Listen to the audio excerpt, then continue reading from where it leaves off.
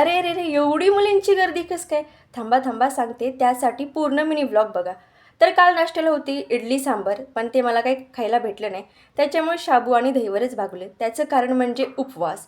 आणि काल होती गणपती बाप्पाची संकष्ट चतुर्थी, त्यामुळे गणपती बाप्पाची मूर्ती हॉस्टेलवरची एवढी मस्त सुंदर चमकत होती. त्यातच काकूने गणपती बाप्पाला खूप छान सजवलं होतं. गणपती बाप्पाचे प्रिय जास्वंदीचं फूल, दुर्वा याचं मिश्रण करून मस्त असा हार तयार केलेला होता. ते गणपती बाप्पाला अर्पण केला.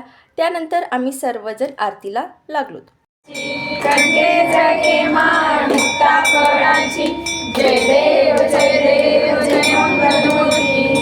तर मग मुलींची गर्दी कशासाठी होते ते समजलंच ना, पेढा नारळ बघून.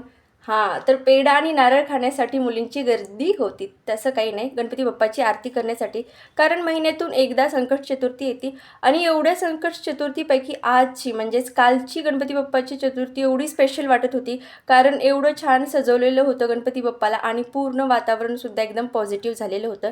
त्यानंतर इथं गायत्री प्रज्ञाचं काय म्हणते ते आयलायनर कॉम्पिटिशन चालू होतं. तर भेटूयात नेक्स्ट मिनी व्लॉगमध्ये.